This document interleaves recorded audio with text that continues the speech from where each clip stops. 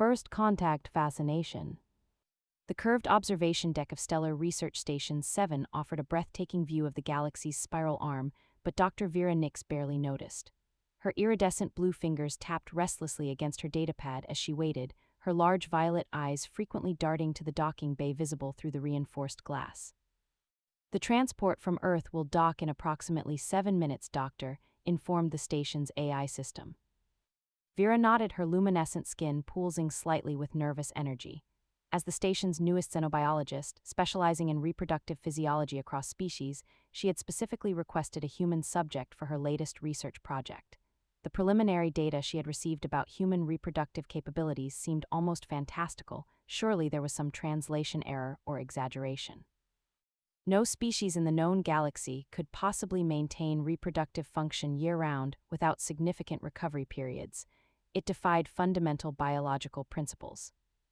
The transport vessel smoothly aligned with the docking mechanisms, and Vera straightened her silver laboratory uniform, the blue lines along its seams complementing her skin tone.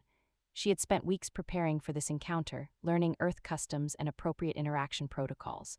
Humans were relatively new to the galactic community, and their biology remained enigmatic in many ways. When the airlock doors finally parted, Lieutenant Julian Hayes stepped through with confident strides. Vera's breath caught unexpectedly. The human stood taller than she had anticipated, his athletic frame evident even beneath his dark uniform. His eyes, a striking amber that reminded her of Astrates' twin sons, scanned the deck before settling on her with startling intensity. "Dr. Nix, I presume." His voice carried a pleasant resonance that her translator implant rendered perfectly. "Lieutenant Julian Hayes, Earth Defense Force, assigned to your research project." Vera extended her hand in the human greeting she had practiced. "Lieutenant Hayes, your prompt arrival is appreciated. I trust your journey was comfortable." His smile revealed white teeth, another human trait that fascinated her, so different from the bioluminescent mouth structures of her own species. "As comfortable as interstellar travel gets, though I admit I'm curious about why you requested me specifically. The orders were rather vague."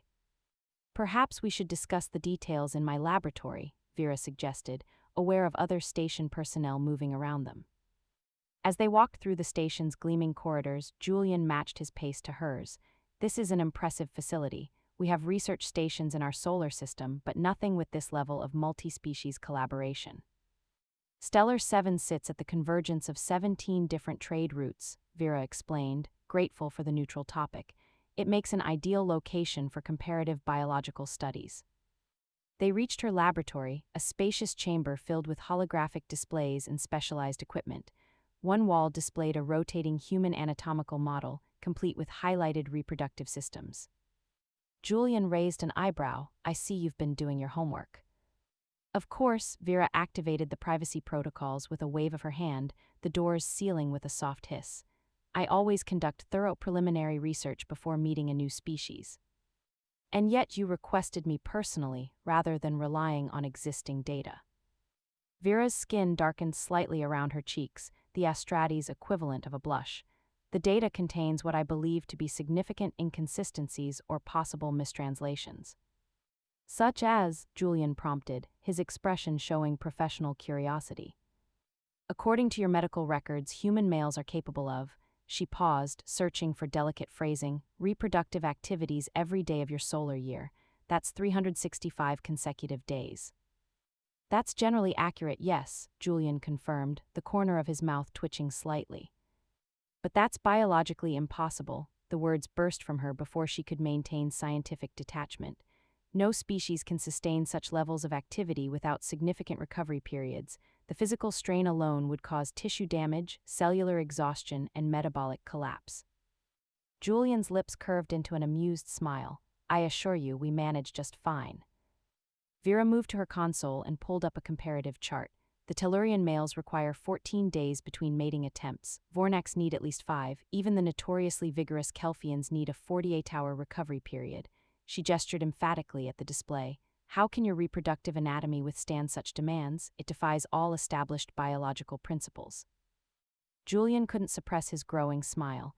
"Dr. Nix, are you asking me how human men can engage in sexual activity daily without, what was your phrase, tissue damage?" "Yes," she leaned forward, scientific curiosity completely overtaking any sense of propriety. Is it some form of accelerated cellular regeneration, a specialized structural adaptation, perhaps a unique biochemical process? Julian's shoulders shook with barely contained laughter.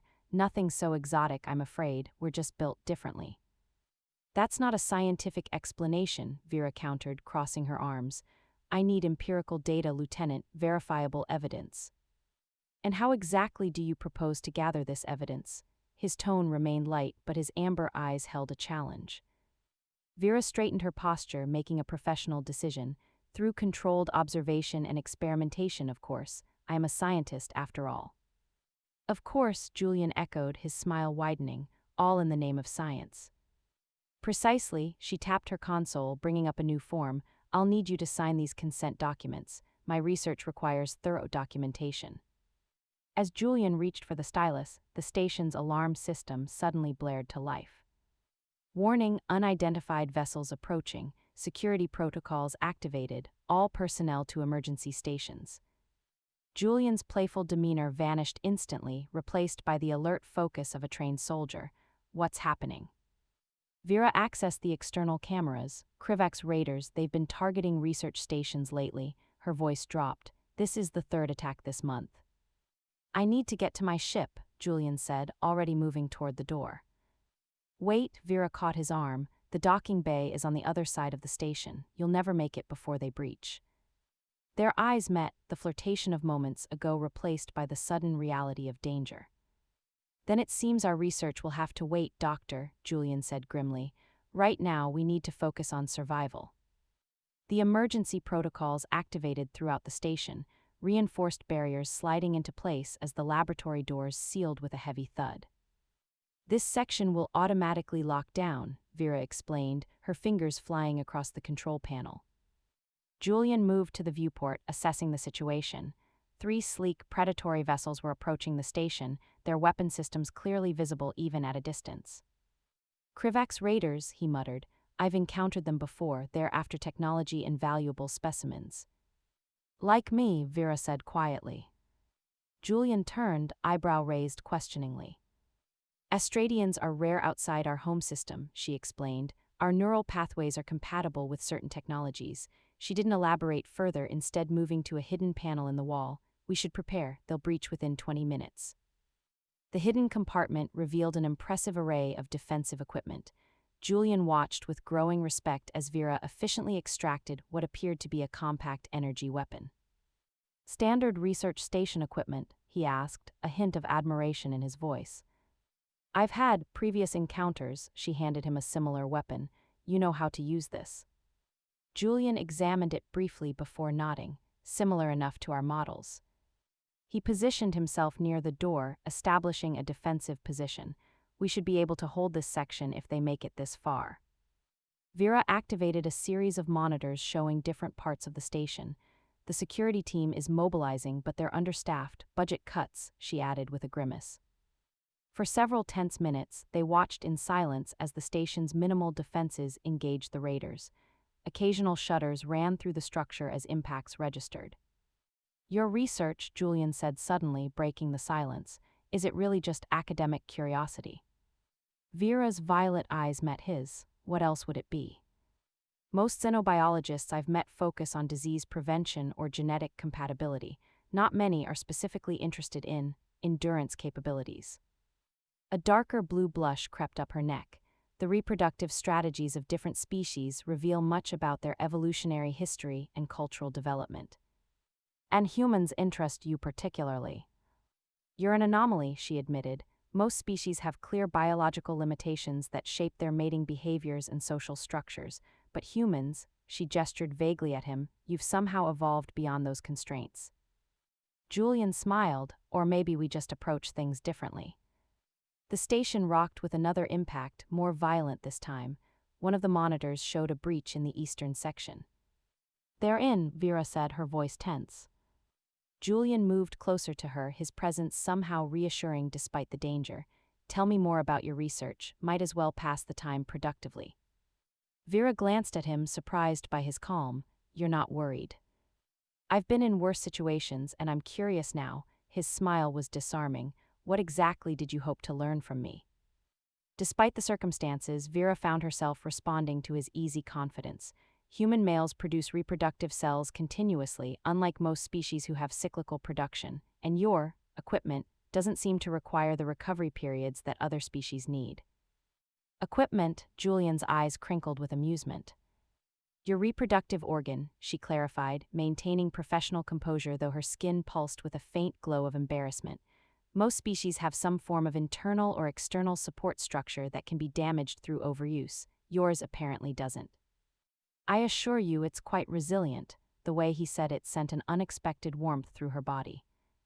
Vera found herself studying his face, the strong jawline, the intelligent eyes that seemed to see right through her scientific pretense. I had planned a series of monitored activities, she admitted, to measure recovery time, stamina, and physiological responses. Activities, his voice dropped slightly, that sounds very thorough. Another explosion rocked the station, closer this time. The lights flickered momentarily. They're moving faster than I expected, Vera said, checking the monitors, 3 sections away now. Julian moved to the weapons cache, selecting additional equipment. We should prepare for direct confrontation. As he efficiently checked the energy levels on various devices, Vera found herself admiring the fluid economy of his movements. There was something undeniably appealing about his calm competence in the face of danger. You've done this before, she observed.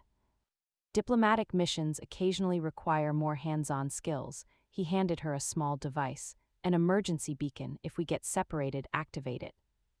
Their fingers brushed during the exchange, and Vera felt an electric tingle that had nothing to do with the device's power source.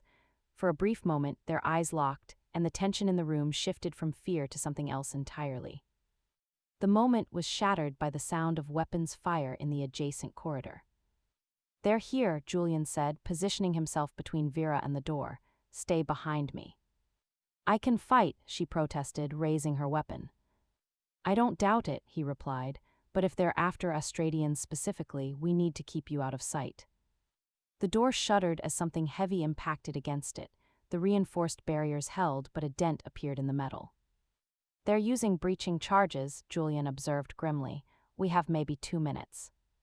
Vera moved to his side, ignoring his earlier directive. Then we fight together.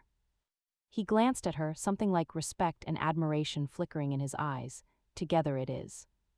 The next impact was stronger, the door buckling slightly at the edges. Julian adjusted his stance, weapon raised. You know, he said conversationally, as if they weren't about to face armed raiders, I was looking forward to your research. Seemed like it might have been educational for both of us. Vera's lips curved into a smile despite the danger. Perhaps we'll still get the chance if we survive this. Oh, we'll survive, Julian said with such conviction that she almost believed him. I haven't shown you what humans are really capable of yet. Research complications. The aftermath of the Krivax attack left Stellar Research Station 7 in a state of controlled chaos. 3 days had passed since the raiders were repelled, and while the immediate danger had passed, the psychological impact lingered in the tense expressions of the station's personnel. Dr. Vera Nix wiped perspiration from her brow as she recalibrated the neural interface for the medical bay's diagnostic systems. The attack had damaged several critical systems, and as one of the few specialists with knowledge of the station's advanced technology, she had been working almost non-stop. Dr. Nix, I brought you something to eat. You've been at it for 6 hours straight. Vera looked up to find Julian Hayes standing in the doorway, holding what appeared to be a tray of food. In the days since the attack, they had fallen into an unexpected pattern, Julian volunteering for security detail in her section, Vera accepting his help without question.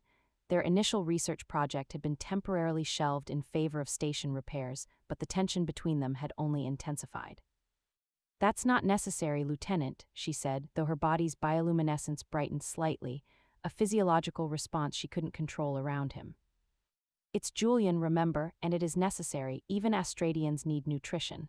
He placed the tray beside her workstation, his amber eyes studying her with concern. When was the last time you rested? Vera hesitated. Australians require less sleep than humans. That doesn't answer my question. She sighed, relenting, 46 hours ago. Julian shook his head. Your research on human endurance might need to expand to include human stubbornness. Take a break, doctor. The station won't fall apart if you eat something. His persistence was both irritating and oddly touching. Vera set down her tools and reached for the offered food, a blend of human and non-terrestrial cuisines adapted for her physiology. The security team captured one of the raiders, Julian mentioned casually as she ate. He's being interrogated now. Vera paused mid-bite. Have they discovered why the raiders targeted this station specifically? Not yet, but there's something odd about the attack pattern. Julian leaned against the workstation, his proximity sending an involuntary ripple of blue light across her skin. They bypassed valuable technology in the weapons lab and research archives. They headed straight for the xenobiology section. My laboratory, Vera said quietly. Your research, Julian corrected. Station security found evidence they accessed your files before we interrupted them. The implications sent a chill through her. But why? My work on reproductive biology hardly seems valuable enough to warrant an armed assault. Julian's expression turned serious. Someone thinks it is, the question is why.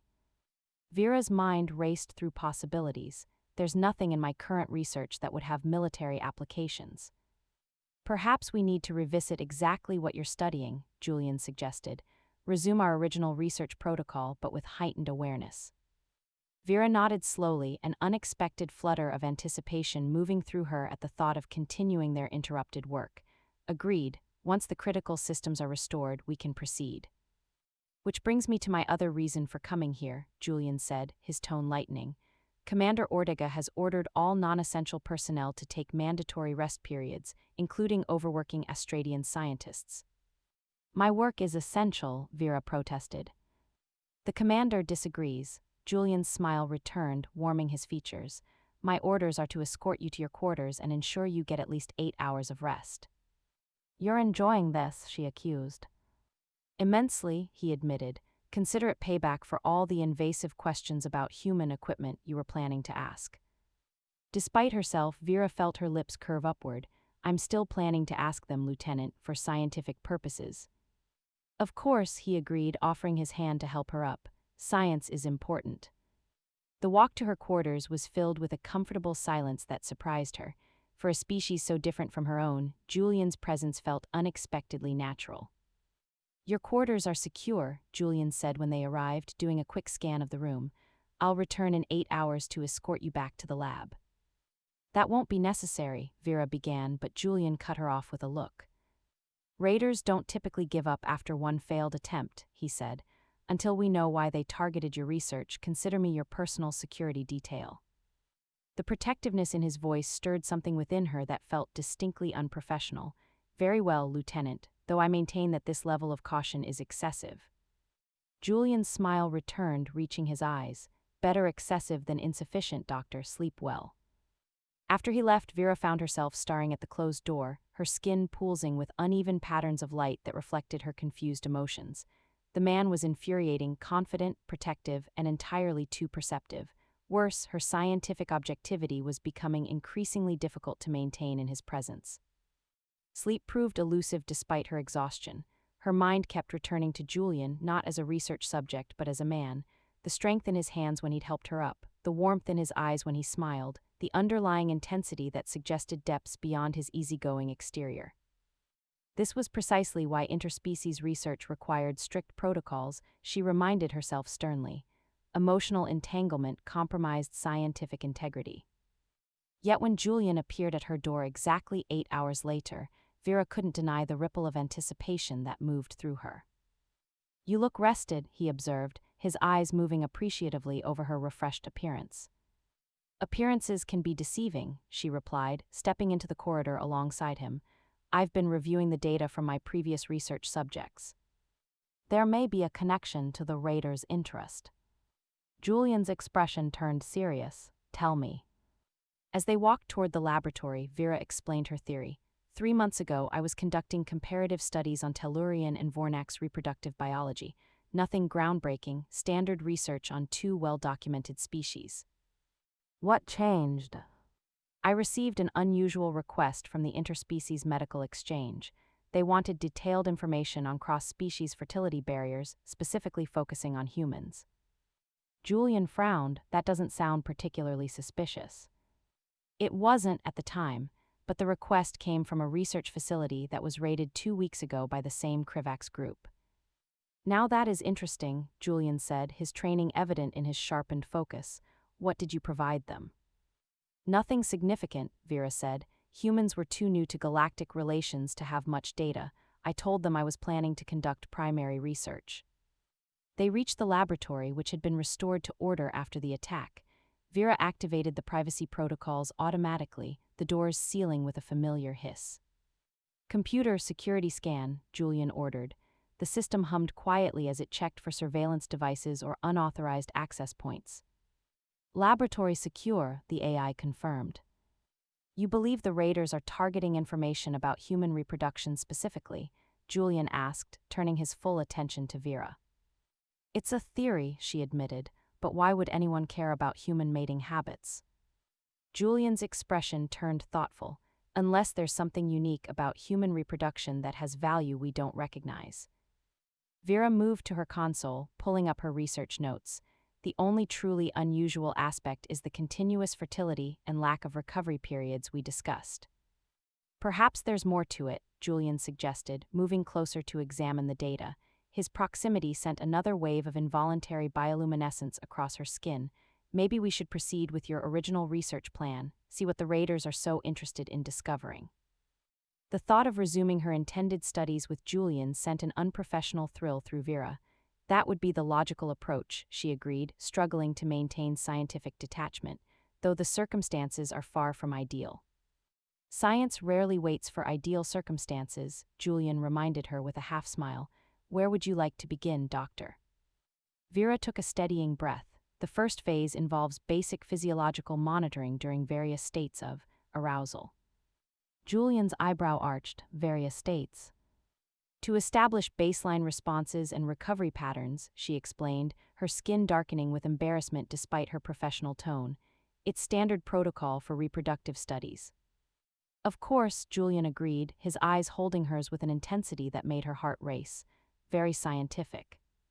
Vera gestured to a separate chamber adjoining the main laboratory. The monitoring equipment is prepared in there. You'll need to wear these. She handed him what appeared to be a set of form-fitting sensor pads. They track vital signs, neural activity, and biochemical fluctuations. Julian accepted them with a nod. And how exactly will these various states of arousal be induced? The directness of the question caught her off guard. There are visual stimuli programmed into the system. If you're uncomfortable, we can. I'm not uncomfortable, Julian assured her, his voice dropping slightly. Just curious about your methodology. Vera busied herself with the monitoring equipment, trying to ignore the way his voice affected her. The procedure is entirely standardized, she said, perhaps a bit too quickly. I'll remain in the main laboratory monitoring the data feeds. That seems inefficient, Julian observed casually. Wouldn't it be more scientifically sound to observe reactions directly? Vera nearly dropped the sensor she was calibrating. That would be unorthodox. But potentially more informative, he countered, especially if we're trying to discover what the raiders are after. Before Vera could formulate a professional response, the station's communication system crackled to life. Dr. Nix, please report to command immediately. Lieutenant Hayes, your presence is also requested. Julian's expression shifted instantly to alert professionalism. We should go. The command center was a hive of activity when they arrived. Commander Ortega, a stern-faced human woman with silver-streaked black hair, looked up from the central console. Dr. Lieutenant, she acknowledged tersely, we have a situation.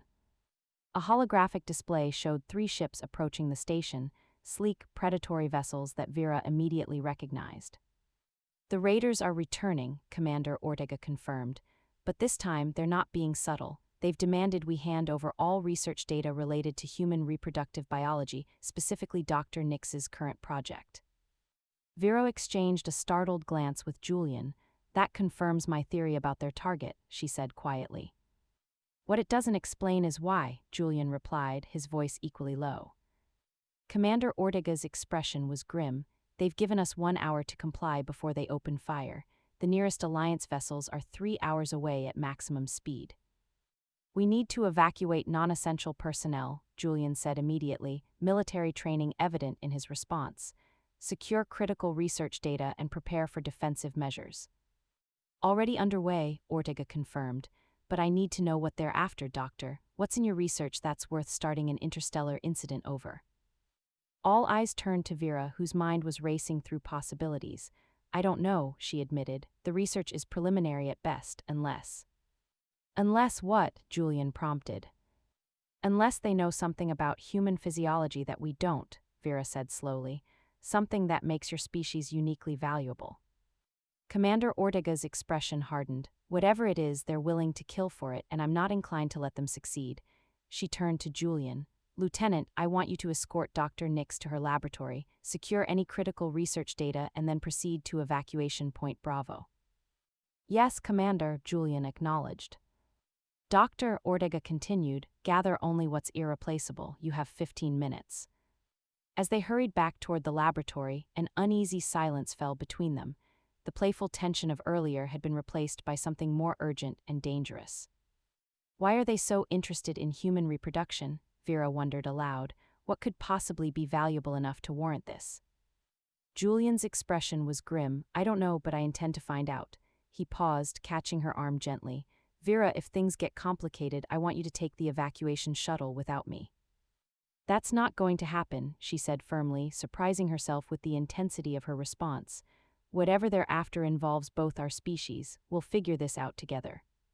Something shifted in Julian's expression, respect mingled with something deeper. Together, he agreed. The word hung between them, charged with meaning that went beyond their current crisis. As they approached the laboratory, the station rocked suddenly, alarms blaring to life. They're early, Julian observed grimly, drawing his weapon.